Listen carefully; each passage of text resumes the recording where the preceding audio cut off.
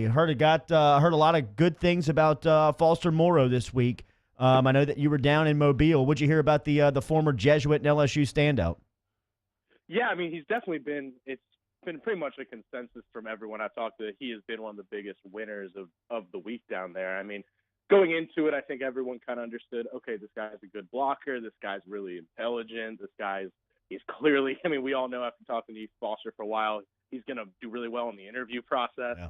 But there were better athletes out there. He's not exactly a great lateral athlete. He's not there are more explosive guys out there. He's number 9 on, I think, Mel Kiper's 10M board, even though it's early.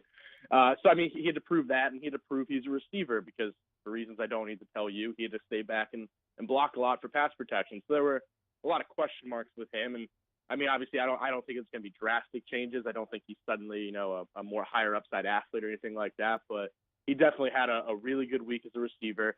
One-on-one routes are always going to give an advantage to the receiver, yes, but he won almost every single one of those. He made 2 highlight reel catches that kind of blew up a little bit on the internet. And at one point, some NFL scouts kind of turned to each other when he made the highlight catch against Sheldrick Redwine and said, "I didn't know he could do that." I mean, he's had a good week in that sense. He's shown he's a good route runner.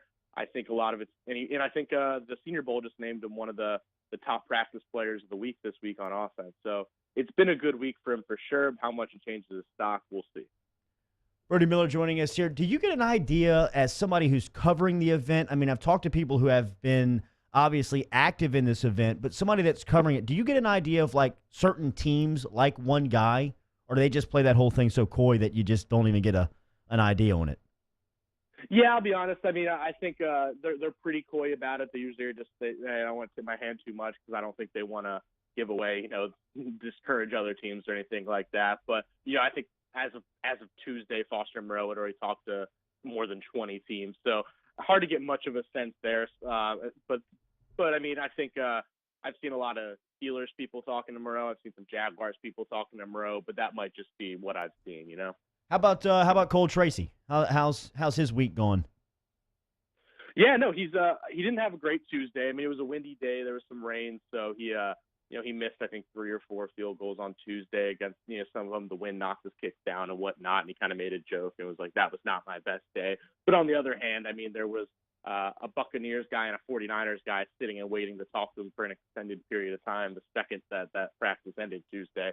And then Wednesday, he made a 58-yard field goal indoors, to end practice. So I think he's going to be doing just fine. I mean, his biggest selling point to teams, he was saying, is that, it's the headiness of him. He's obviously he's one of those guys who has his routine and is not going to really stray from it. He's kind of an odd cat in that way. So, I mean, he's his big selling point is when I miss one, I'm never going to miss the next one.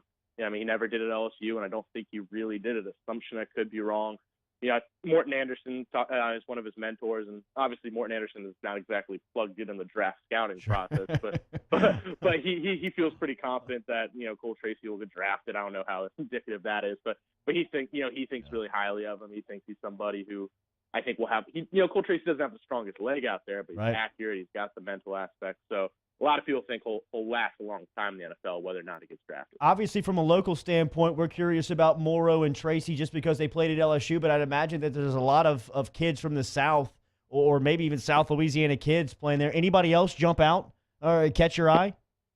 Isaiah Buggs has had a pretty good week from what I've seen. Not Louisiana, but Montez Sweat has been, Mississippi State has been, I mean, you can make an argument he's been one of the biggest risers this week. I mean, it's been person after person talking about he was always probably the first round pick, but he has blown people away. He knocked out an offensive lineman that went kind of viral this week. I mean, I think people are talking he could be somebody who jumps in the top 10 based on how things are going. Damn. He's blowing up. Wow. Brody Miller covering the Senior Bowl down there in Mobile for NOLA.com, back in Baton Rouge covering the baseball team. Let me get one for you. For baseball before we get you out of here. Again, tabbed as a preseason number 1, this time by USA Today. That's 3 preseason polls as LSU number 1. The other 2 major polls have them number 2. Your expectations about this team going into the season? Well, I mean, yeah, the expectations are pretty obvious at this point, right? I mean, yeah, it's a team that expects to go to Omaha. They have all the talent. I think what's going to help this team compared to last year, Paul Manera will tell you, is last year they were, I mean, obviously the injuries, but they didn't have depth. They didn't have experience. I think what's fascinating about this team is they don't have any preseason All-Americans as of now at any of the sites, but they are still number 1 and number 2 on all these exact same sites. And I think what that tells you is this is a really deep team. I mean, their pitching staff is ridiculously deep. It probably goes 8 to 9 guys deep that they would be comfortable starting if they needed to. They have a bullpen. They have so much freshman and veteran talent at the pitching staff. You have the entire outfield back. I mean, it's. I think the only question mark is, do you go with defense or do you go with hitting at the infield? But that's options, and they can mix around with lineups throughout the year. I mean, this team has the depth and talent to go to Omaha, no doubt.